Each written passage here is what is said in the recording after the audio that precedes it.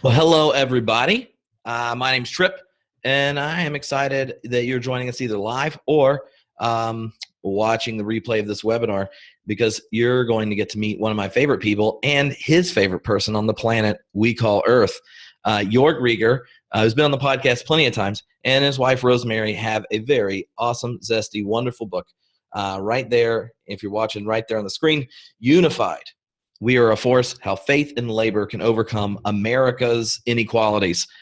And this is an exciting book because most of our conversations that Joerg and I have had over the years have been like justicey nerd fests. And this one is one where he hangs out not only with the love of his life, almost to 30 years of marriage, but a labor organizer. So there is theory and practice overlapping, challenges from labor to religion and religion to labor in the conversation. And this book is accessible for leaders in church and labor to figure out how to have a fruitful partnership to addressing economic inequalities today. So I'm excited about it. And so for everyone that's joining us and listening later, know that this book, Unified We Are a Force, Chalice, because they want people that sign up to things like these to actually get the book, read the book, and implement the book so we can have a more beautiful world, is going to hook you up with like 30% discount and free shipping, which is cheaper than if you buy it from Amazon. And then when you get it through Chalice, they're going to say, Tripp, look at these people that made wise life decisions and got the book through Chalice. Send them the course you did with Rieger, like 6 hours of Jesus and justice, excitement. We tag team lectured. We got to answer questions. We interacted with students and ministers. It was a blast. So all that when you get the book at the cheapest discount. So you, in advance, I'm just going to tell you you're welcome.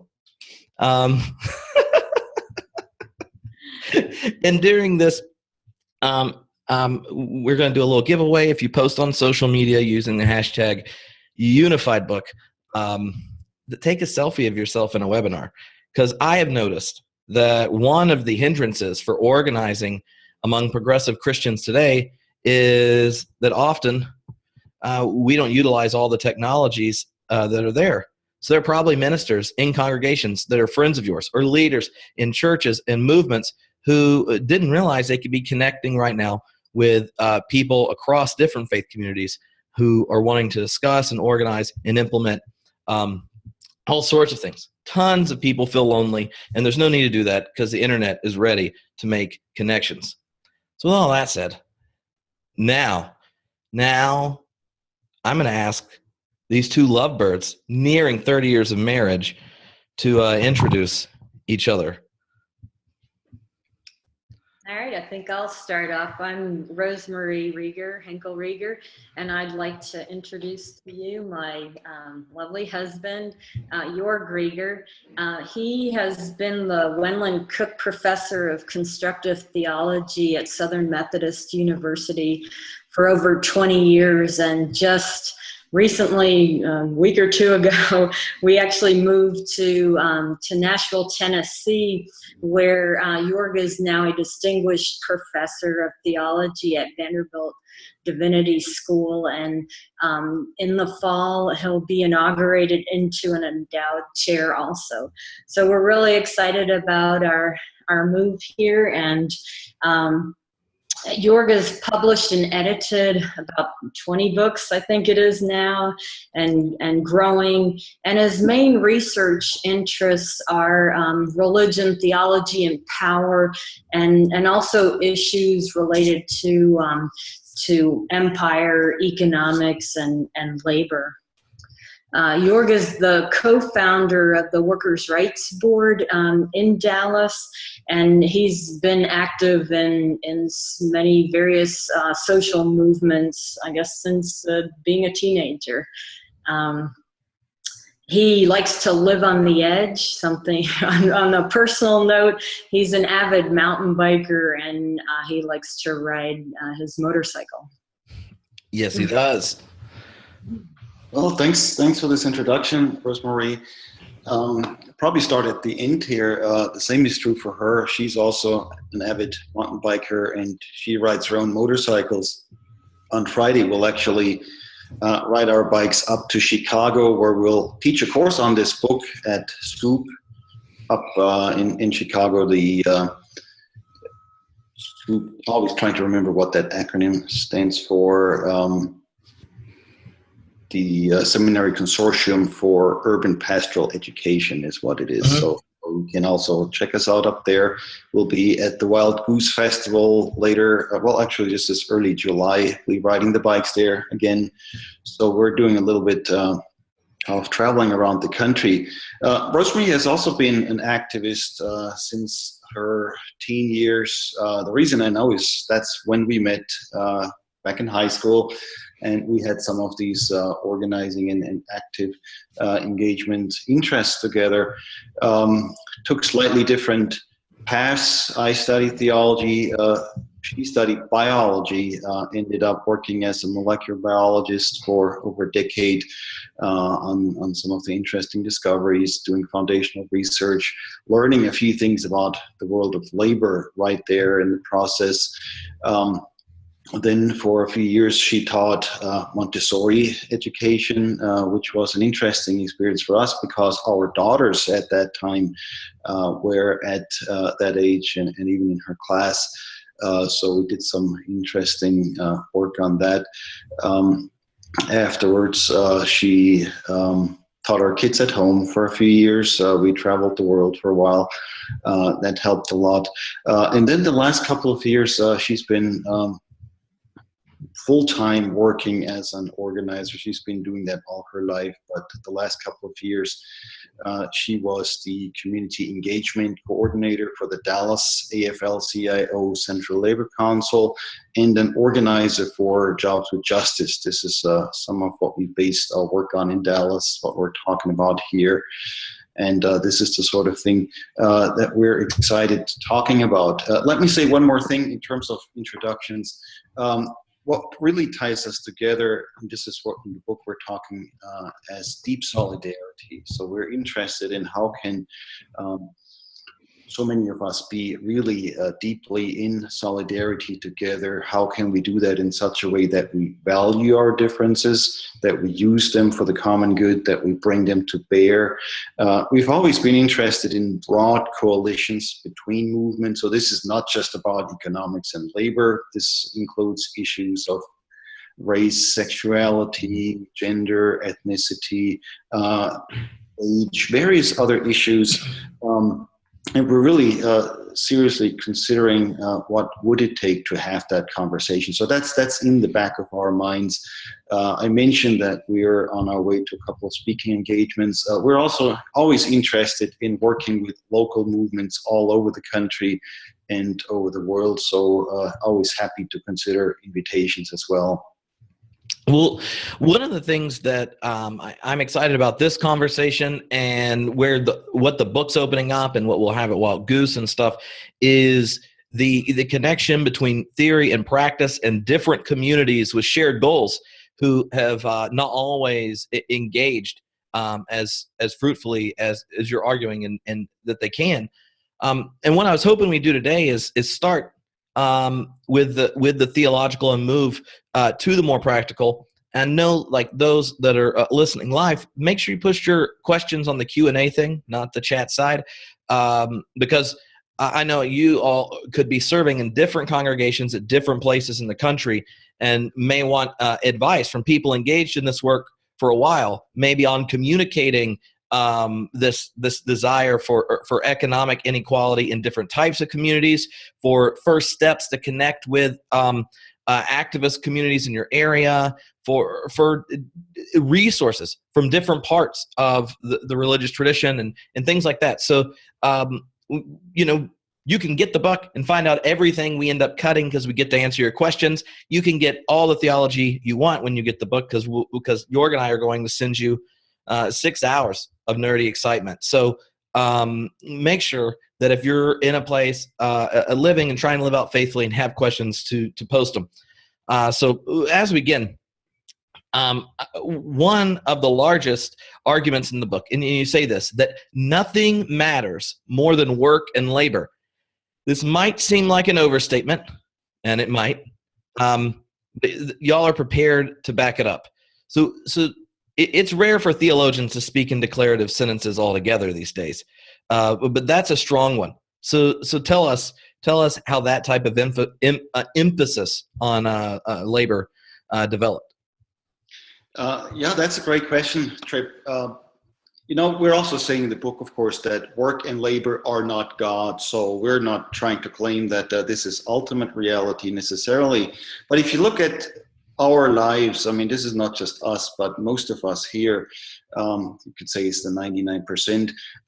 Most of us have to work for a living. We're not able to live without work.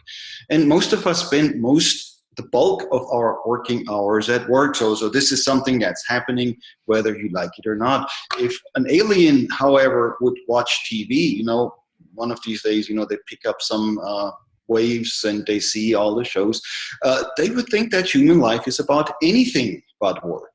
Almost everything else is on TV, but not work.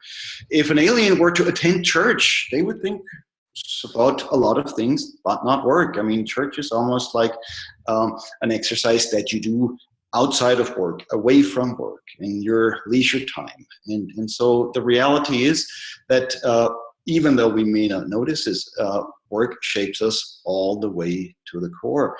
And then for me as a theologian, I need to add, once you start looking at our religious traditions, and not just Christianity, in the book we talk about Judaism and Islam as well, the three Abrahamic traditions. Mm-hmm. Once you look at those traditions, you realize, well, look here, work is something that is deeply intertwined with God's own history. In the beginning of the Bible, God creates Adam from clay and plants a garden. Interesting that God doesn't command some migrant workers to plant the garden or some scientists to form Adam through some experiments, but God actually seems to be this hands-on person. And it's all three Abrahamic traditions that have these stories. Judaism, of course, and Christianity have them in the book of Genesis, but you find them in the Quran as well. And then when you go through religious history, you find this again and again. At the key moments, we'll talk about that later, but at many of the key moments, you find God not sitting on a throne, enjoying leisure time, not playing games all together, but being engaged in work. So what we're saying here is simply we need to realize what's already happening around us, who we are, who we're becoming, and that our religious traditions speak a similar language. Mm-hmm. I think work is what connects us, really. And Maria Montessori had a nice lesson teaching children, about work and interdependency. Like we can't live without, depending on each other's work. And so it's like kind of the red thread, right, that connects us all. Well, one of the ways that you kind of frame things in the book is through rather provocative questions. One of them that you asked is that what if politics, and this is probably people are feeling this these days during the election year, but what if it's not primarily about elected leaders, but the ones who elect them, the 99% who work for a living, the working majority? Can you describe how the church and our culture at large has pulled this off the table so that this question itself seems odd? Because by the time they get done reading the book, they're going to be like, duh. But this question, that politics is about something other than electing leaders, including the framing of the 99%, the working majority as opposed to the moral majority and all that, this is a real challenging question. Right. Let's start at a very simple point. The fact that, again, if you look at politics, the way it's done today, if you look at economics or if you look at religion, it almost all gets portrayed as if work is not even an issue. if you open the newspaper, you look at the economics pages, the business pages, there's a lot of report on economic business issues, but very little on labor. But what ultimately produces economic wealth, what ultimately produces, benefits and so on. Same thing in politics. It looks like this is a matter of leaders just talking to each other. Work doesn't seem to play a role. While in reality, if we really are serious that we are in a democracy, those who actually hold the power in a democracy are the majority of people, and the majority of people, in the book we talk about the working majority. The working majority are people who work. 99% of us have to work for a living. And the 1% that may not have to work because they have the funds, they still work. So work is all around us. And the same is true for religion. It is ultimately all built on work and the relationships that ensue. I mean, like Rosemarie said, work is about relationships. Theologically speaking, then, let me just add this, it's not just relationships among ourselves, but for those of us who are people of faith, it could also be relationships to God. Well, in the book, you talk about the need to radicalize religion rather than spiritualize it and moralize it. Can you describe those like three different kind of modes of religious engagement? It's very strange. If you look at the ancient traditions, the ancient Abrahamic traditions, there is very little separation between spirituality and real life and economics and politics. All the way to Jesus and Paul, or if you take in the Muslim tradition, Muhammad, they're not separating and saying, well, here's real life and here's spiritual life, but religion applies to everything. Religion is a holistic issue that shapes people, and everything is included. In modernity, we have invented this idea that there's a spiritual realm, there's a realm of faith, there's a realm of politics, there's a realm of something else, economics, civil religion, or civil spaces, and so on. While in reality, that's just an illusion. It seems to me that at the core of our traditions and at the core of our resistance, at the core of our existence, everything is always already connected.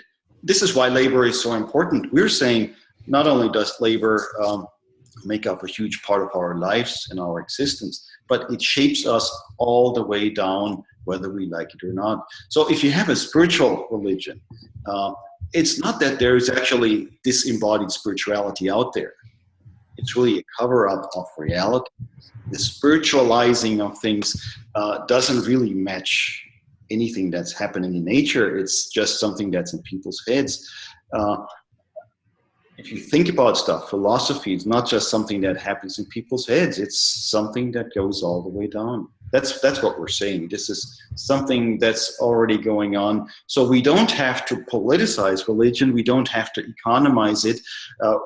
It's already included. We just have to rediscover how everything is already economic, religious, and political. Spirituality is a part of that. So we're not doing away with spirituality. We're just plugging it back into real life where it belongs, where it always has been.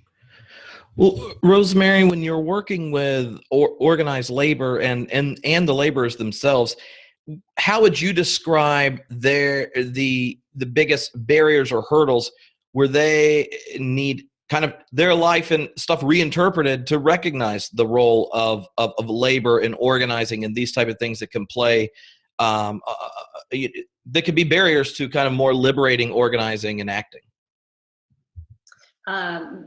I think one of the biggest problems is, touching on what Joerg was just talking about, that people have internalized this so much that they don't see that like their religious and their spiritual life can be a form of power they can draw from to use in their day-to-day struggles, in labor and at work. And so I think that's like one of the biggest hurdles, and that's where we've tried to really plug in and make people, aware that, this has a place, your faith and your theology has a place that your theology could have answers, right, to how you can resolve some of these struggles you're facing every day. Omar asked a question that really connects to this, and you can both speak to it. He said that he lives in a small town in western Newfoundland, Canada. How do I talk about economic justice in a community that's not on the radar of the federal government, and where most kids want to leave to find better jobs? And what's your view of the concept of a basic income, the idea that everyone should receive a basic amount of money to live? And Omar's a minister there who grew up in the United States. So, yeah, you can go ahead. I guess, yeah, that's a struggle that, we have here in the United States too, the whole struggle around like a minimum wage, right? What should people, earn to be able to survive? And I think, if it's a struggle that you don't see in your community, I don't know if that's what Omar's getting at. I'm sure if you peel back the layers, there are people there struggling with these issues, and that's where like global solidarity, right, comes in. I mean, there are people all over the world struggling with similar issues and that need support, and educating his congregation on these issues, I think, will go a long way, to open people's eyes and to see what's going on. And if it's not directly in their community, then it, in the family and friends or what are struggling with this, I'm sure. No, I think one thing ties us all together. This is also a matter of deep solidarity, and that is that there are disparities in this world that keep growing. So it's not just a matter of disparities being there, and the poor have always been there, but the disparity between the 1% and the rest is constantly growing. Now, this is most severe in the United States, but it's happening elsewhere too. It's happening, of course, in our neighbors to the north, to the south. It's happening in Europe, where people still may have a more equal footing, but the reality is disparity is growing. I'll give you one example from Dallas, where a lot of our work was rooted and located until recently. In Dallas, 38% of children live below the poverty line. That's hard to imagine. I know a lot of our friends question that, but these are the official numbers. 38% of children in Dallas live below the poverty line. Now, if you think about this, and this is already moving towards a solution, these are not all, and most of them not, children of homeless people. These are children of parents who go to work every day, mothers and fathers. A lot of them not only working one job, but more than one job, 2 jobs, 3 jobs. This is happening in our midst. Unfortunately, we're not really talking about it. And when we talk about it, we simply talk about distribution. We say wealth is distributed unequally. Our suggestion in the book is, let's take a look at production. Let's not just talk about distribution, because then people say, well, you want something for nothing, you want to redistribute the wealth that's there. We want to ask the question, how is wealth produced? So those parents whose children live below the poverty line, who work, who produce, how is their work valued? Who values it? Who has a say in that? And the reality is the work of workers is valued less and less and less over the years. That's not only true for low-wage workers, that's true for professionals, that's true for a lot of people that, until recently thought they basically had it made, were safely in the middle class. So these injustice issues strike us all more and more increasingly, and in the conversation we want to draw attention to who is actually doing the work, who's actually producing the wealth that we are distributing so unequally. One of my favorite lines in the book, you said that the difference between someone making $800,000 a year and $200,000 a year are greater than the differences between someone making $200,000 a year and someone making $20,000 a year. Imagine the possibilities of solidarity when the 99% begin to resist, divide, and conquer and pursue solidarity.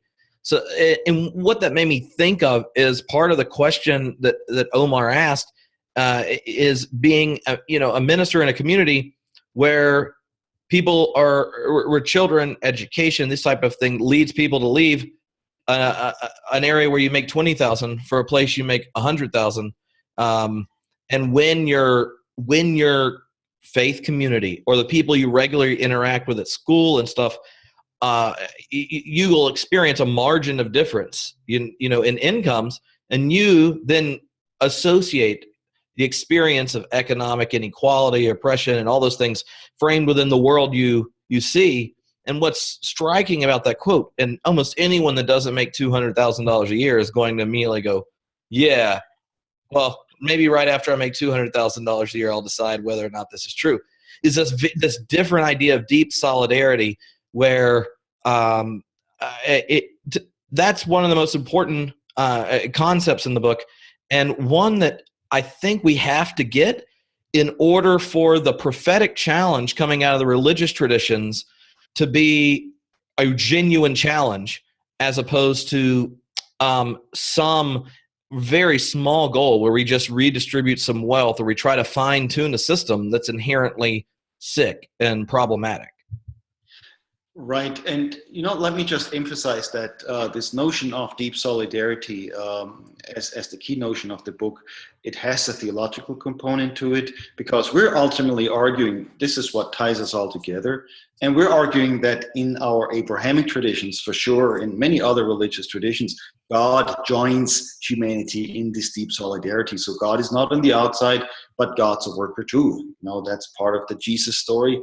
That's part of the Moses story of the Exodus that the three Abrahamic traditions share. Moses is raised in the Pharaoh's court, and he ends up being one of the early labor leaders in history. An event that's so important that the Jewish community celebrates it every year with the Passover. So these are very, very deep understandings in our religious traditions. Now, what you said earlier, I need to come back to those numbers. Somebody who makes 200,000 is closer to somebody who makes 20,000 than to somebody who makes 800,000. Now, that's a very simplistic example. I mean, I wrote it, I gave it, we gave it. But what we mean by that is not just look at your pocketbooks.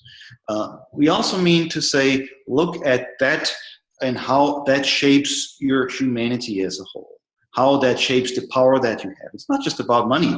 Ultimately, money is just a symbol for what power we have in this world. And somebody who makes $200,000 is probably doing fairly well, but they're not going to be able to run the show. They're not going to be able to fund their own campaigns, political campaigns or economic campaigns. They're not going to be able to fund their own religion. Others might be. Those sorts of questions. In their communities, they may have some power, they have some limited privilege, but they're not the ones who can ultimately turn this thing around single-handedly. And deep solidarity reminds us, the 99%, that we're in the same boat. It helps those of us who are better off, people like ourselves included, to understand that we cannot do this by ourselves. We need everybody. And it helps those of us who are really bearing the brunt of the pressures to realize they're really on to something really important. And we wouldn't see what's happening in this world without looking at those who are bearing most of the pressures and the oppression along the lines of their class, but also their race, their gender, their sexuality, their ethnicity, their immigration status. So deep solidarity is something that's really crucial. And I think this is what points us towards the solution. And I think it's also like the motivator, in terms as an organizer, what you want to do is get people together, right? And get them together as a constituency to fight for change. And in order to bring people together, they need some kind of motivation, right? Some kind of driving force. And I think this is where deep solidarity comes in, because in order to fight for change, this is, going to be a long struggle and not over soon. We need something that sustains us. And this is what deep solidarity is realizing that we're all in this together, and to a certain degree, the degree might be different, but my struggle is your struggle, and vice versa. In that, let me add to what Rosemarie just said. We're drawing a distinction between advocacy and deep solidarity. Mm-hmm.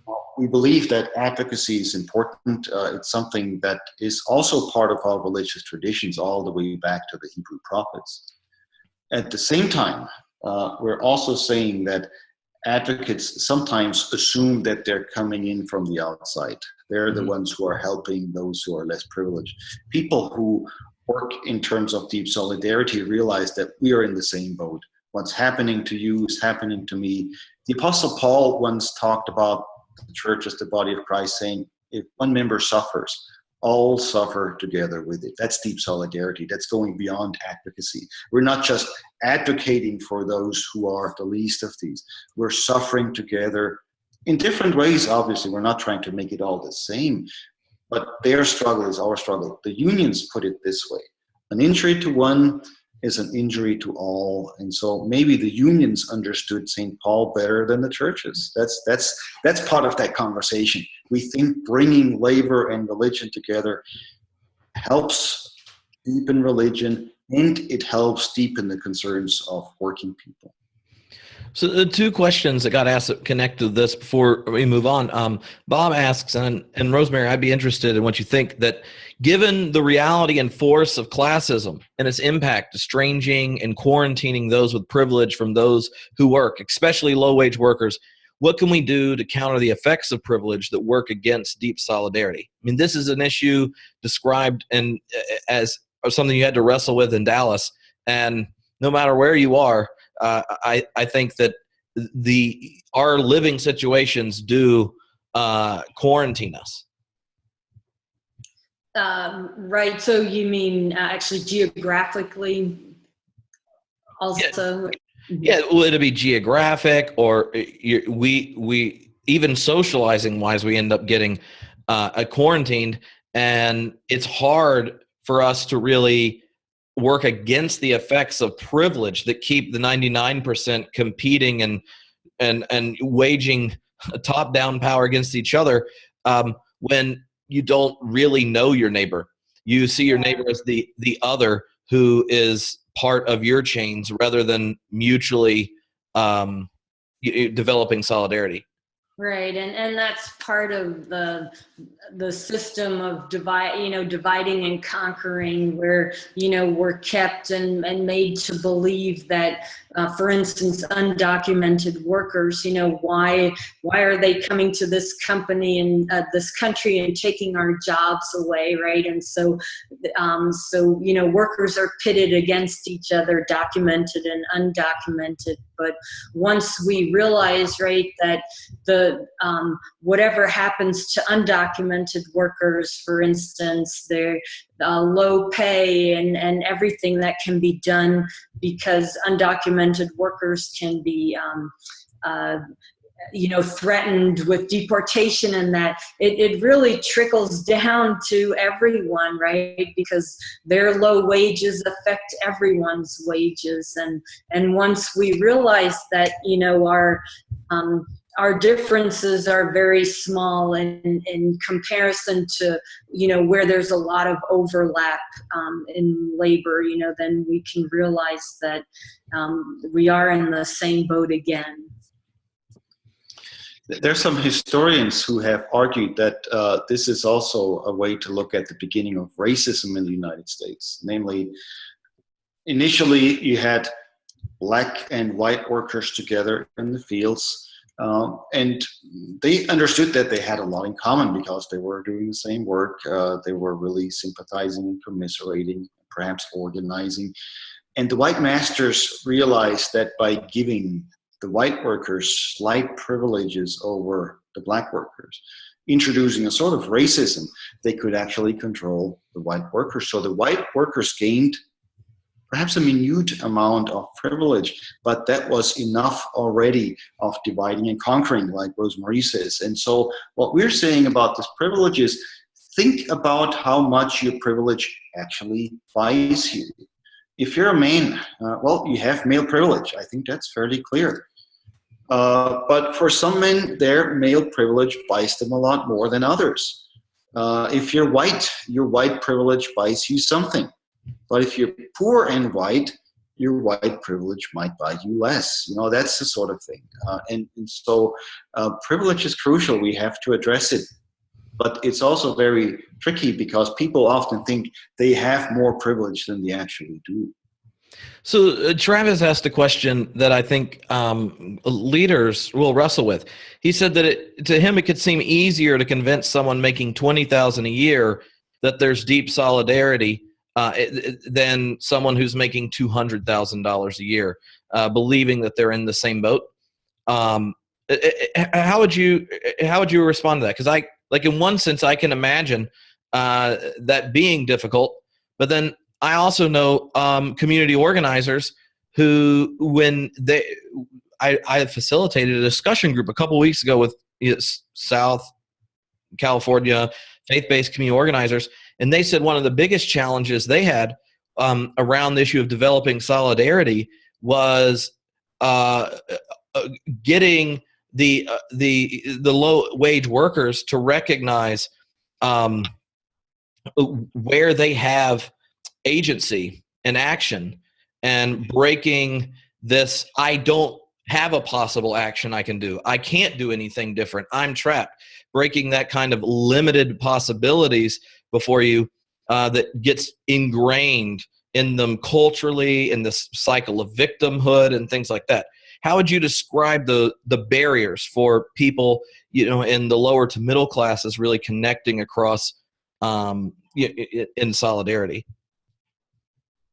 Yeah, I think one of the biggest challenges is that we don't have these spaces, where deep solidarity can be created, and that's a place, for instance, our Workers' Rights Board tries to address, where we have workers testifying to a board that is made up of people of faith leaders, community leaders, who don't necessarily have a direct connection to workers, and for them now to hear the stories of workers and what they're struggling with really opens up, can open up that dialogue and build bridges here. So I think situations like that, where we create these spaces, are important.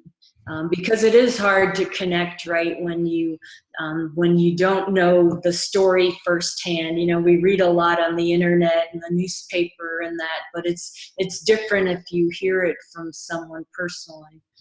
The other part, let me just add to that.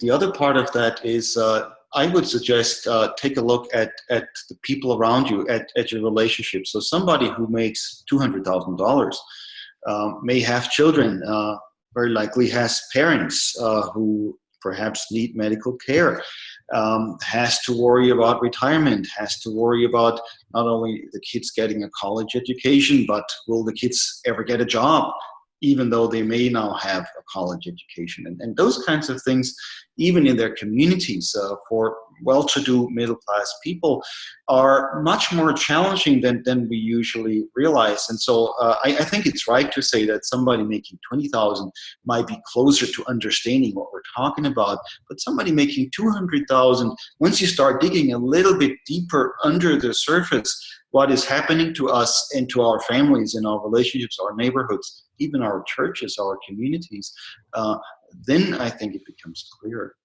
Mm-hmm. Or for instance, in the Great Recession, right, 2009, where many people lost like half of their retirement funds, and things have recovered now, and we easily forget those times. But unfortunately, something like that will probably happen again. Well, I mean, and I think that's part of if the religious tradition has spiritualized itself to the point that we get too focused either about another world or another dimension of life, or this inward spirituality. I feel like the story we tell about ourselves as the West or as America and our economic story is one that we've retold and reinterpreted, where these clear cycles of boom and bust that happen, knowing who recovers first and who remains generationally impaired, we act as if that's not a known cycle and it's going to happen again, right? Like we forget that that's the case, and then we're like, oh, things are going better, the market's going up. And yeah, when you could keep all of your money in, not have to work 6 months, it recovered and you're doing fine. But there are plenty of people whose families are generationally put back on their well-being. And at some point, like, don't we have to decide it's a choice to keep things organized this way? It's like if every year at Thanksgiving, the same family member gets drunk, offends another one, there's a giant feud, and you don't talk till the new year. Like, you can't be mad at them for doing exactly what they always do. You should just stop showing up and expect something different to happen. Anyway, that's part of it that I think is as problematic as us spiritualizing our religious tradition is us creating this weird mythology around the economy as if there aren't clear cycles that have happened repeatedly. Right, and forgetting, like in terms of labor history, forgetting that everything that we've won, the 8-hour day, the weekend, Social Security, all that, wasn't given to us by corporate managers, CEOs, or politicians, but people fought for that. People died for those things. And that's, like you mentioned too, it's not part of our collective memory. And we just think, things were always like this, or but it's not, and it's a constant struggle. The pensions and retirement is being cut back, and it's something, that's being fought for. Even today, just recently, 39,000 Verizon workers were on strike for 45 days. And it was about, keeping these things for, our parents and the, retirement security, and for us that are retiring soon, and for our kids, and all these things. People take them for granted and don't realize that, corporations are sawing on that, leg of the chair constantly, and it's a constant struggle to keep things, good. For people of religion, what's oftentimes forgotten here is that the history that Rosemarie just reminded us of, that many things we take for granted, like weekends of work, 8-hour work days, the end of child labor, and so on, had to be fought for. Part of that history is that about 100 plus minus years ago, when these things were really decisively fought, religion and labor fought together. Many of the large churches were part of it. Mainline religion was part of it, while today talking about religion, labor, and economics in churches raises more eyebrows than not. That's our experience. So we have a history here where religion has oftentimes been much more helpful than it is today. And we believe, we're optimistic, not just because we're dreamers, but because we see it happening. That's an option again now, and this is the time for it to happen. Yeah. Look, there's a couple just like little framing devices that you put in the book that I found, if I was a minister and trying to come up with sermon titles that would be provoking, like you emphasize that throughout Scripture, God takes sides. And last time you were on the podcast, we joked about Moses didn't succeed by taking Pharaoh golfing and slowly, getting him around to letting the people go. And in the book, you said that God joined the workforce as a day laborer. And I think like that is like as shocking and immediately obvious as the 20th century Christologies, where they were like, oh, wait, Jesus is Jewish, and you're like, yeah, that was a given. Except our theological imagination was so occupied by Western anti-Semitism, we ignored it, and it got ugly. And in the same way, our theological imagination has been so occupied by economic exploitation and the logic of domination that we forget that Jesus was not the slightly benevolent Caesar, but a day laborer. Right, and that's part of our deep religious traditions. Now, for Christians, of course, that's part of this whole idea of the incarnation. If Jesus is really more than just a very nice person, we have to come to grips with the fact that God's actually embodied in a worker. Now, we're not moving away from Jesus being a Jew, but we're saying Jesus is now a Jewish day laborer in construction, something like that. And that has a lot of implications. He's the heir of those Hebrew slaves of the Exodus. He's related to the prophets. We are related to them in various ways. And so once you look at that more deeply, you realize there is really a part of our religious traditions that's completely ignored. Now, back to this notion of taking sides. This is a big misunderstanding when we talk about justice today. This is also another part in the book where we're trying to reclaim the notion of justice. A fairly liberal, moderate tradition considers justice as basic fairness. You know, in the old Roman image, it was Lady Justice with a blindfold, holding a scales and sword. And in that sense, you know, justice is neutrality. In the Hebrew, Abrahamic, Christian, Muslim traditions, Jewish traditions, you have God taking sides. God resolves injustice not by taking a middle ground, by staying out of it, but taking the sides of those who are oppressed. This is very clear. I mean, you have this in the Quran, you have it in the Hebrew Bible, and you have it in the New Testament. God actually takes sides. Now, the reason God takes sides is not, to do away with the evildoers, but that is the way to actually deal with evil and evildoers, and to invite them also to take sides. So when we talk about the 99%, we're not condemning the 1%. We're actually inviting the 1% to take sides with the 99%. The great thing is this happens. This is not just a great idea, but we have historical proof that there have always been 1%ers taking the sides of the 99%. Methodism, John Wesley clearly taking sides, had 1%ers taking the sides. Jesus had wealthy women. That's in I believe chapter 6 in the Gospel of Luke, or was it chapter 8, where these wealthy women are referenced to, are part of the Jesus movement, and others. So in that sense, taking sides is a very religious understanding of justice, but it's not a hostile thing. It's the way to really overcome it, by siding with those who get hurt, and by calling everybody again back to the covenant. There's another theological term, covenant, that's involved here. So what did it look like when this worked well in Dallas? Because if you're from Dallas, you probably think, how in the world could that happen? And if you're not from Dallas, you probably know just enough gossip about Dallas to think, how would labor and religion relate to each other in a non-antagonistic way? Because I feel like for a lot of ministers, especially those that had a really good theological education, the biggest weakness we have is not having our own imagination or conscience moved. It's knowing what in the world to do where we actually lead in ways that connect these two communities, as opposed to just ignore one and pamper the other.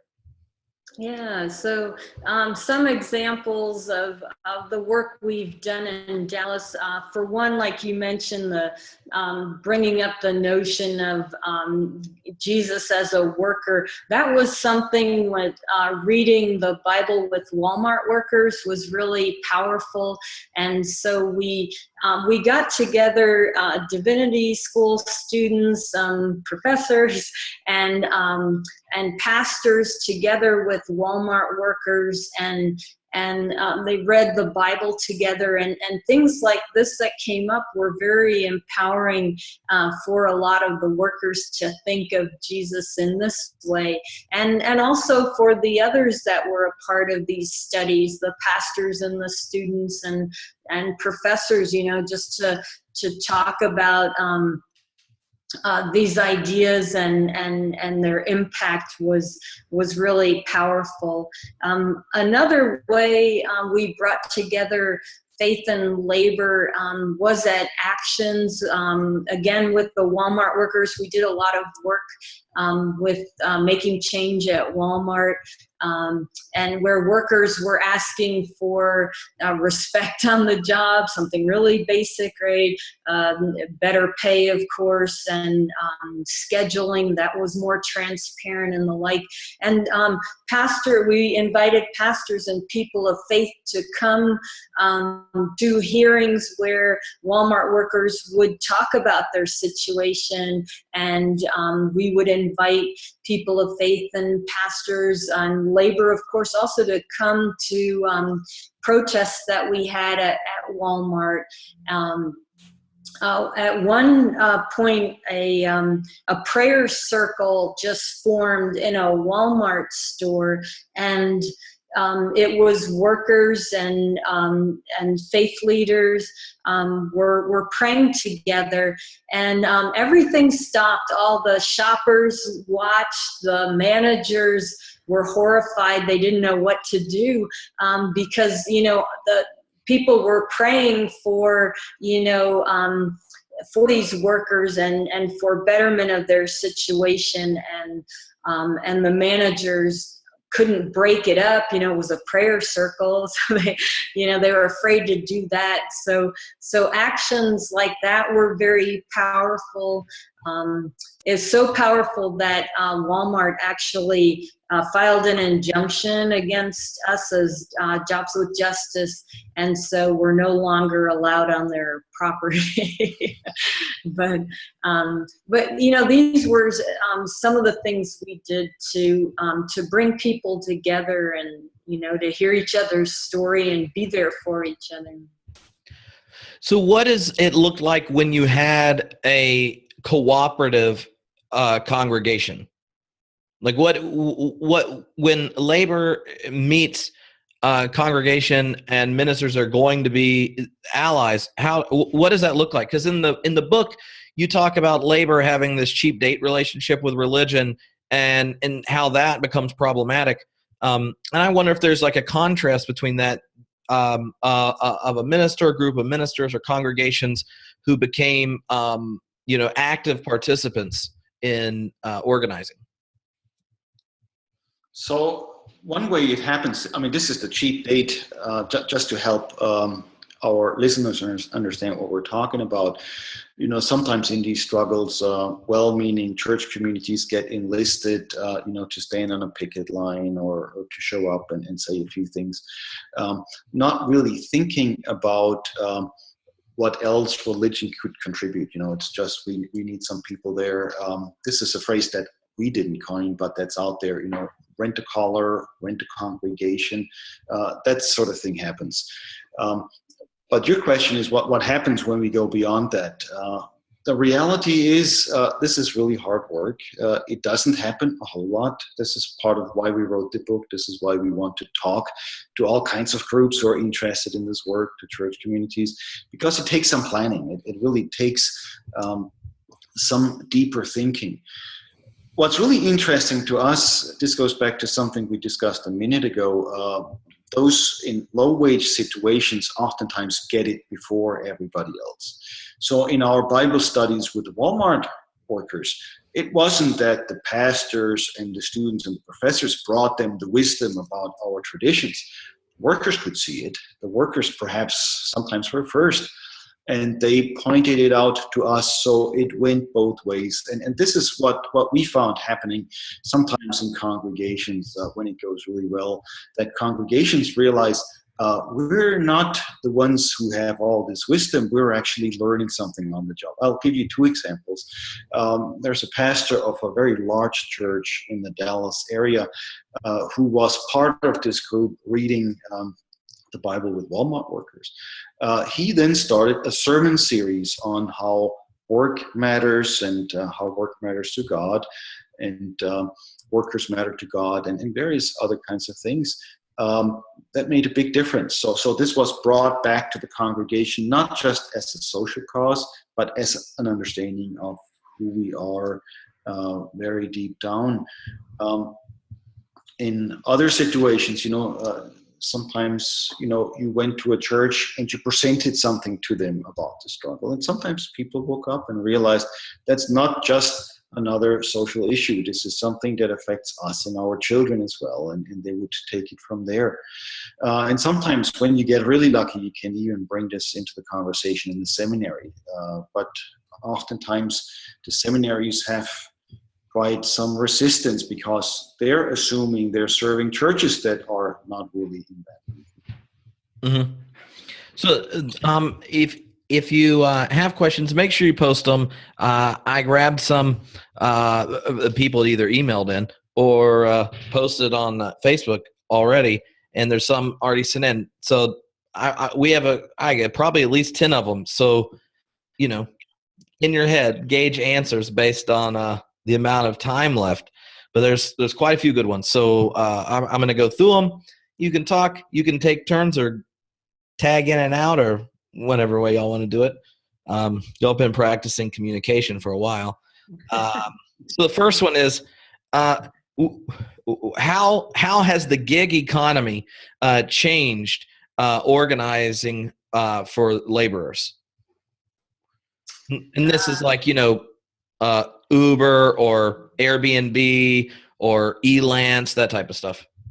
Yeah, that's been a great challenge because, in the United States especially, we have this notion about, individuals pulling themselves up by their own bootstraps. And I think like the gig economy speaks to that, how we value entrepreneurs and, people just going out on their own. And so on the surface, it looks like really tempting, looks like a good deal. And, you can plan your time, use the resources like your car that you already have and make money. But what we're finding is that, a lot of these people are being taken advantage of, I don't know like all the specifics, but I think what I've been reading about Uber is that, the cut that the drivers get are decreasing so that it's increasingly hard to make money off of these rides, and all the risks are carried,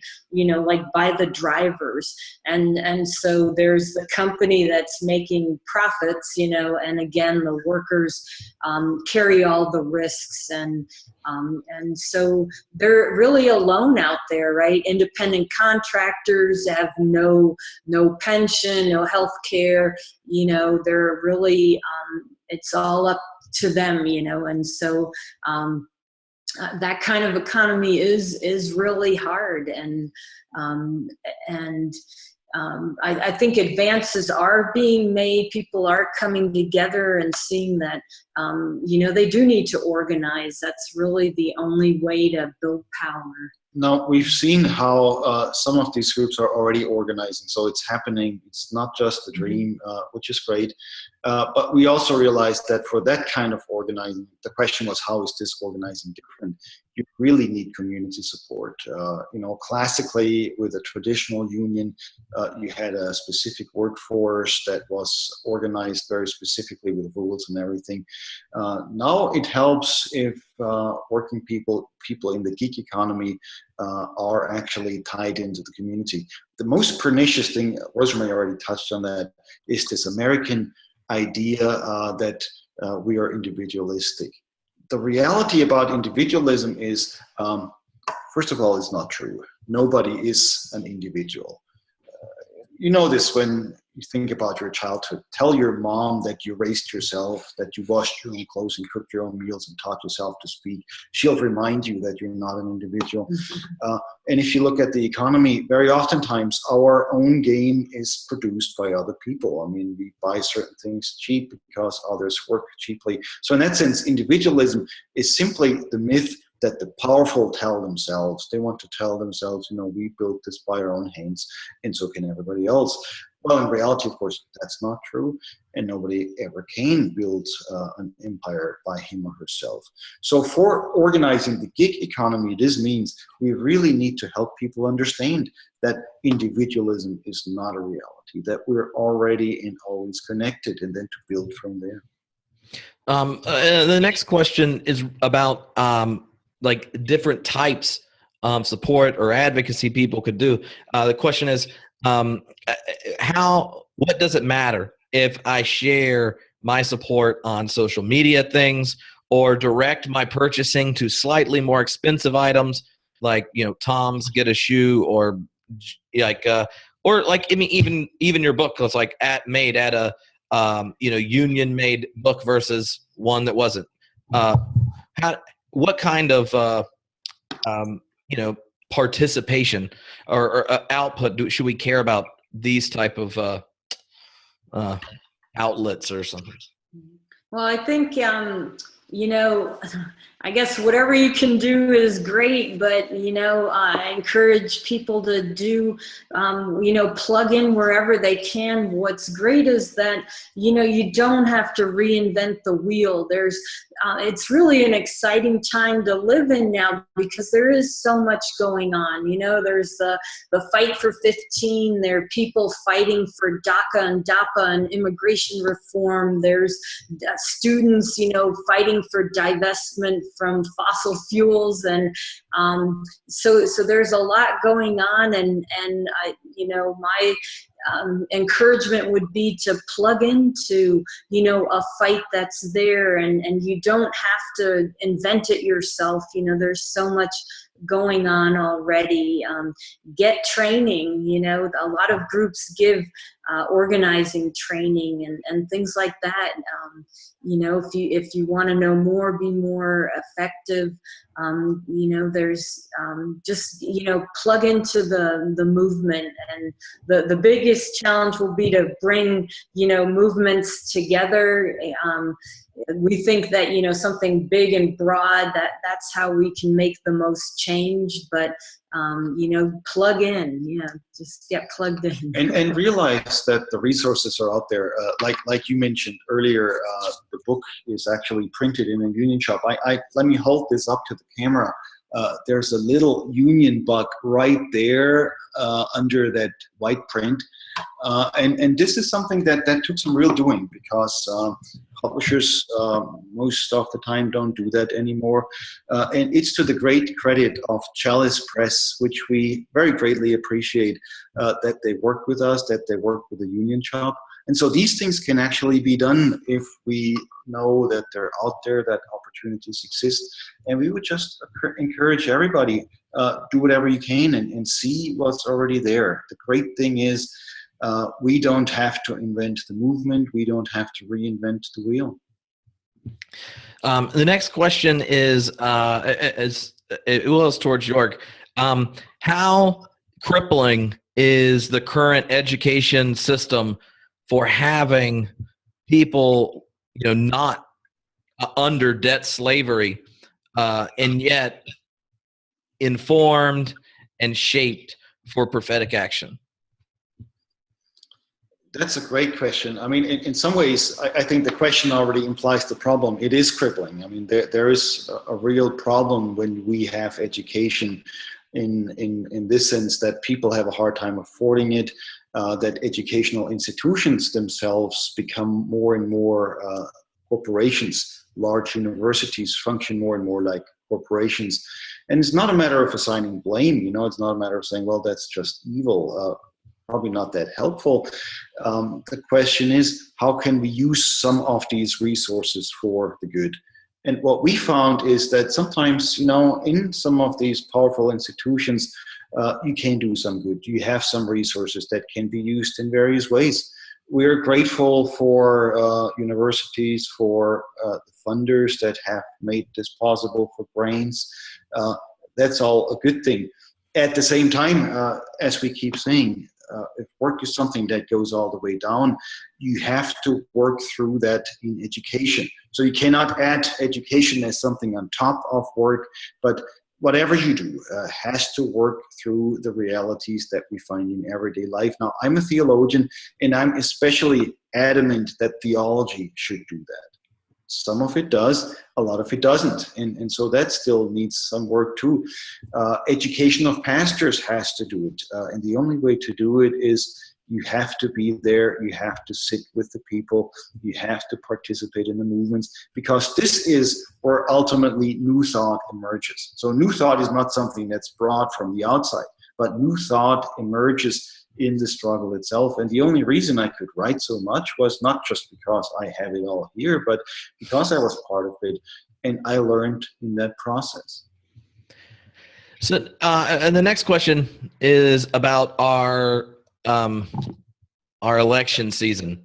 How do you understand the emergence of our candidates, and what does an ally of labor do when you're stuck with the two choices before us? Oh boy. That is a huge question, but I think it testifies to what we were saying earlier, namely that not even in politics does labor really play a role that's very deeply reflected and considered. Of course, right now people think about union endorsements, which of the candidates should the unions endorse, and actually all the two Democratic and the one Republican candidate all have received endorsements from various unions, some more than others, obviously.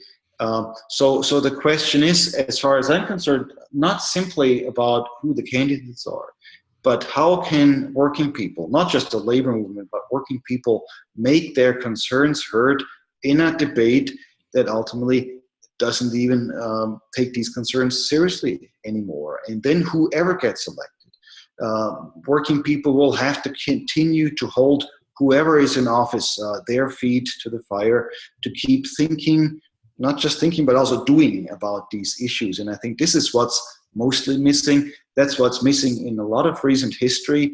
And I guess I'm afraid that this will be lost again this time around. Ray asked, how do we strategize and engage in contexts that are decidedly opposed to a faith-framed approach, like within situations like public education, the academy, and I imagine a lot of people's just offices aren't. They don't all have a let's read the Bible together group. Right. I think for people of faith, now I'm speaking as a person of faith here, not simply as somebody who talks about it, but who actually lives it. As people of faith, we need to realize that religion is not just part of the solution. Religion, to a very large degree, is also part of the problem. And oftentimes, this is what comes through in contexts that are more critical of religion or that would not like to engage that debate altogether.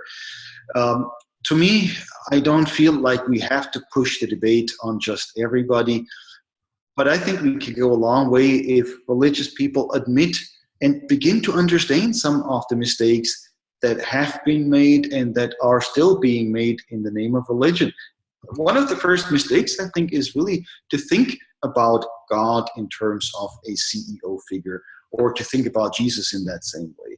Jesus is Lord, basically, for most people, means Jesus is the boss, the king, the CEO, not realizing that there's an alternative. So in that sense, if people of faith in these contexts find a way of thinking about faith more constructively and critically, that might open a space for conversation. That's one thing. The other piece, don't forget that in early Christianity, the early Christians were oftentimes suspected to be atheists by the Romans. The truth is they were actually atheists, as the Romans defined it. They were not wrong, because these Christians actually rejected the dominant gods of the empire. These Christians rejected the gods of the rulers, of the conquerors. And so in that sense, people of faith sometimes should try to think about whether they have as much in common, if not more, with people who are actually rejecting certain forms of theism than with people who are claiming God irregardless. So these are all avenues for conversation, but we never would mean that we have not to push faith on someone. Right, or I think about looking at values, right? I know that's kind of a term that's, family values and is shaded, but I think a lot of our motivation to fight for change comes because we, uphold certain values and a value for economic justice, right? That could be the unifier, and to look at things in that frame. And to have that as a conversation about family values. When's the last time that anybody has talked about economic justice as a family value? So here, that might be another approach. Well, one of the questions I think that Omar asked that could be helpful.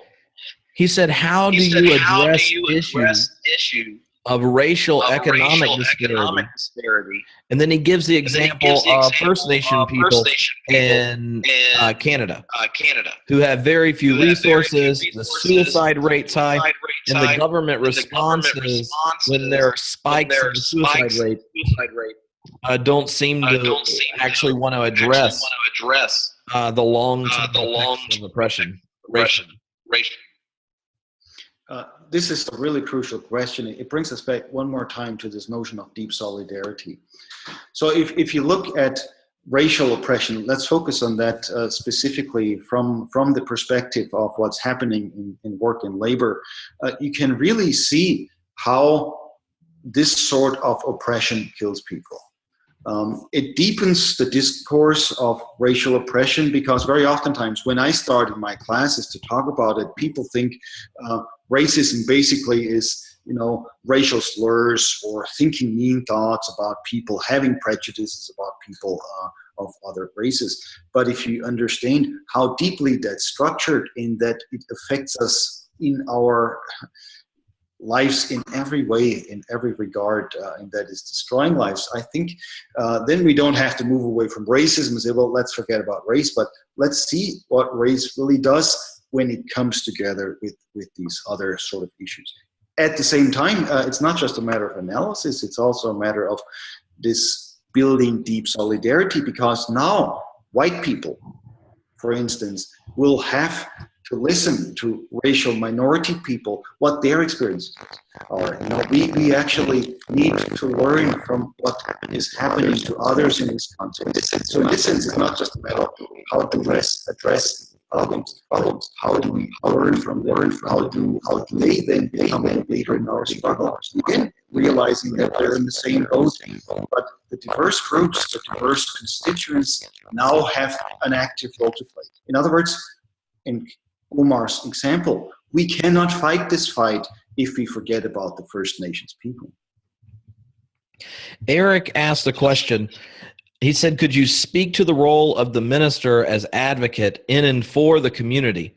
Some see it as political lobbying and are afraid for a church or ministry to lose its tax-exempt status. If political lobbying means, to take the stand of one or the other party, political parties in the United States, obviously that's illegal, and that's certainly not anything that any of us are suggesting. Unfortunately, that's happening a lot more than we realize. If political engagement means more broadly addressing public issues, I think we don't have any choice. By being silent about public issues, we're also being political. This is something that I learned from my own German history. Being silent about the political atrocities of the Third Reich, this is my Methodist heritage in Germany specifically, did not mean that Methodists therefore were not political. They were still political, but in the way of supporting the system. So in that sense, I think ministers have to be careful how they work in terms of this broader public interest. But at the same time, they also have to realize that it's not an option. It's not a matter are we being political or not? The simple question is, how are we political? And then to really think about this broadly, not in terms of party politics, but I would say in terms of how this affects people's lives holistically. Labor is a part of that, but there are other pieces too. Right, I think if you stick to the issues, right, and stick to the issues in your community, you can't go wrong, right? Well, one of the things that that you mentioned in the book was that the church needed to stop idealizing itself and start analyzing itself. And one of the ways I found helpful as a minister to include these type of issues in your worship service is to actually use the liturgical moments.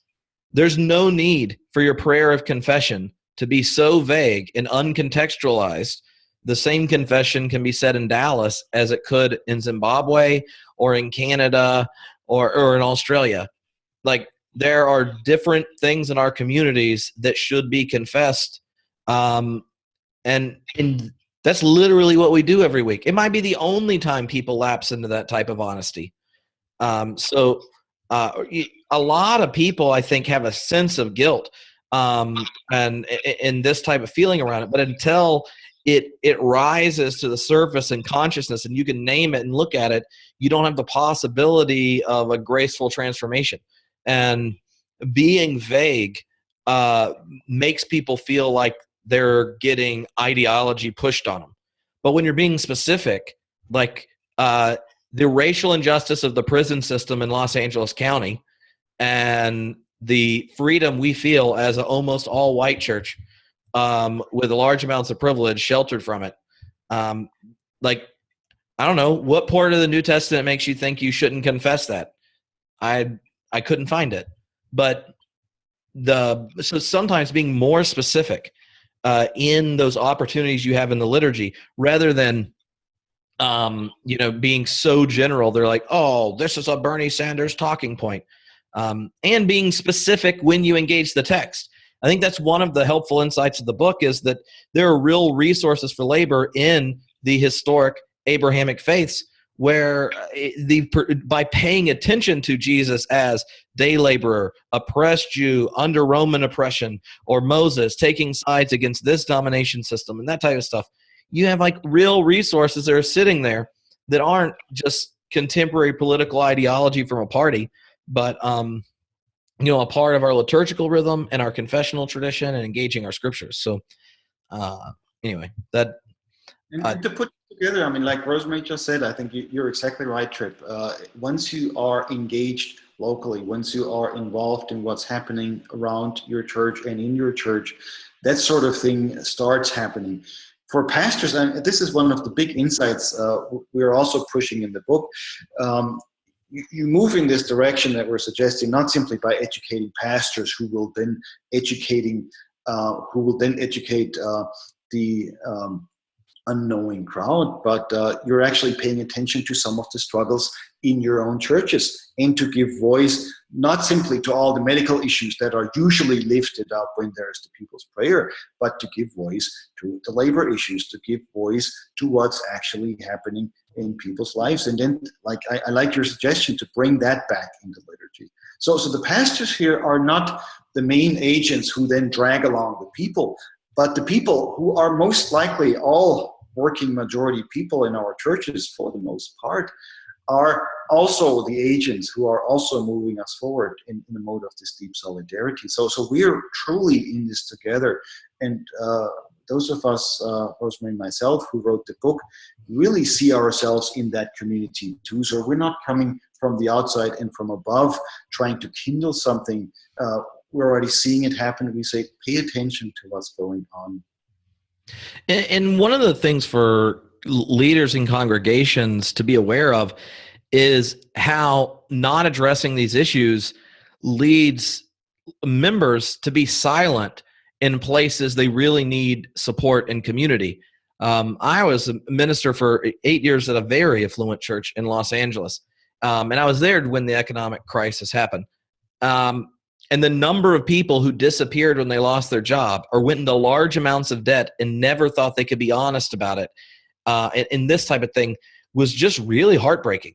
And to imagine that I avoided talking about economic issues or this type of stuff because I was afraid people whose careers weren't being affected the way others were would take it as political speech. No, like you actually are becoming allies with real people suffering economic hardships in your community. And you don't get to be a minister to them if they feel like they have to keep that silent or just not show up until they can give what they gave last year and that type of stuff. And as a theologian, ask yourself the question, where do you think God is in all of that? And if your answer is, God's somewhere remotely sitting on a throne and not part of that struggle, you may really have to ask the question whether you are on the ground of the Abrahamic religious traditions or perhaps following another religion that's a heresy, at least as far as the Abrahamics are concerned. Can you describe the role of public servants in addressing labor issues? Like, how would you frame being an advocate and supporter of labor within public sector versus private? You want to address that? No, I don't quite understand. You're talking about politicians or people in office? Or even like public school teachers. Among a number of Americans, I know people who will gladly support private unions and won't support public sector unions. That a lot of communities in California, because of politicians, giving into these debates around sustainability or to a union thing, will now feel like they have to like break rank with public sector unions and put them under to get a city from not being, from not committing bankruptcy. That there's different tensions between your role as a public sector employee, labor, and private, or how do you see the relationship? I mean, as far as I'm concerned, I think it's really in our country, in terms of the American way of life, democracy is highly valued. So a public sector is a place that serves the people, that serves the community. Oftentimes, or at least in some cases, the people who are in these places are elected or are put there in the public will.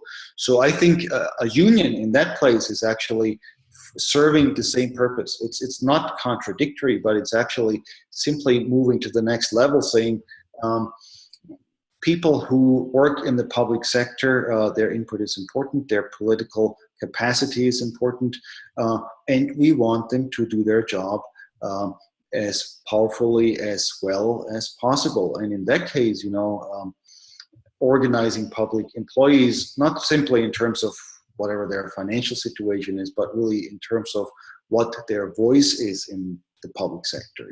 Do they have an input? If you're a teacher, is it a matter now simply of doing what the system demands, or is your voice valued? Is your insight here something that can help us become more communally responsible, become more democratic, so that everybody develops a voice? And I think especially for teachers, that's important. I think oftentimes, like teachers or public sector workers, they're frowned upon because supposedly their benefits are so great. But shouldn't it be the other way around, that everyone deserves, good benefits? And I know a lot of cities, Dallas too, where the firefighters and the police, their pension plans are underwater because the city didn't fund it as they should have. And now it's blown out of proportion into an issue of the firefighters, the public sector workers, like wanting too much and that they're getting too expensive. But that's really not the point. They're not getting what they deserved and what they were promised, and it's now spun into this other tale. So we got 5 minutes. And there's one other question I want to ask, but then once you say something about it, then I want you to each ask each other a question, because you probably both know what you wish the other one has said that they haven't said, and you can throw the giant softball to getting like your favorite story and thought out of each other. So the last question, and then y'all can ask each other a question before we wrap up, is what role do you see for banking and investment by the church in this discussion around religion and labor? I think making wise choices and banking and investing is a way to go. I think like students are showing us with all the divesting from fossil fuels, there is a way we can leverage power in like our pension funds or whatever in investing, that is good for workers and good for the planet. And always keep in mind that whatever money we may have, we may invest, is not out there free floating, but it's being produced. It's something that also goes back to people's lives work. And I think that might help us be a little bit more careful also in handling money, that this is not just this abstract category, but in a way it comes from blood, sweat, and tears. So in that sense, this is a really good question, but this is an example of a question that I think really benefits when you tie it back to its own connections to the realities of labor, which shape us so deeply. So what question do you want to ask the love of your life, Joerg? Can I go first? Yeah. So Rosemarie, one of Rosemarie's biggest contributions, it seems to me, to the movement has been building broad-based coalitions. Sometimes this is a problem in the world of labor, that it's a bit narrow, that it's focusing on certain issues, perhaps sometimes focusing on a contract or focusing on a very specific labor situation. Rosemarie has brought in the community, has brought in the faith community, the local communities, politicians, people in public office, to be sure, in the universities and so on. So I just wonder if you want to talk a little bit about what it takes to build these broad-based coalitions. Oh dear. A lot of patience and hard work. It's really hard work because a lot of people, most people were driven by our self-interest, right? So that has to be there, to motivate people to come together and just constantly, I guess, try to bring up the deep solidarity issue, and try to bring that into all kinds of conversations around, why are we here? Who's missing at the table? That's always good to think about, like who isn't here, who should be here, and deep solidarity can help us, think about that too. So yeah, I guess those would be the points I'd make, and stick with it. It's tough, uphill battle, but for a good cause. And I guess the question I had for Joerg was, since you've been in this for a long time and that, the struggle for economic justice is, one for the long haul, like what sustains you in this? The first thing that really sustains me is realizing that this is bigger than me. This is bigger than us. This is even bigger than our movements. It's bigger than our movements combined. So there's a theological component. That is to say, we need to realize that there are forces in the universe that are not only bigger than us, but that work in ways that we don't understand well. Too often when we think about these forces that move history forward, we think about the top-down forces. That's the way we write history books. That's the way we usually praise leaders as the ones that make it all happen. The reality is there are different streams, there are different currents. And what I find so exciting about our religious traditions, the ones we're talking about in the book, they're all reminding us that history happens in places that we oftentimes overlook. God is at work in places where we don't see it. And I want to be a part of that. Mhm. I'm excited about it because it's still a discovery. It's like an adventure. You're following something that you don't quite know what it is, where it leads you, where it takes you. But at the same time, in the process, you also see some real changes. See, the good news here is the system wants us to believe that there is really no alternative. That was Margaret Thatcher's big notion in the 70s. There is no alternative to capitalism. Well, alternatives are emerging all over. Movements are emerging all over. And they're not self-driven. They're not driven on the basis of somebody's moralism or on somebody's higher standing as an individual, but they come out of this deep solidarity. And to me, the most exciting thing about deep solidarity, these are some of the stories I tell in the book, is that you find the divine time and again entering into this deep solidarity. In the Exodus story, that's the one that ties all three traditions together once again. You see God talking to Moses from the burning bush, and God saying, I have heard the cry of my people. I have seen the misery. And we're going to do something about it.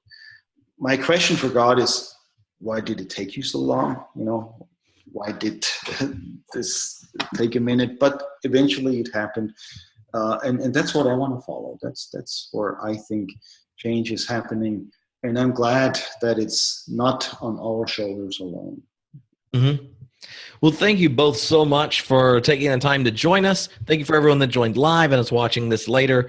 Remember to go get Unified We Are a Force.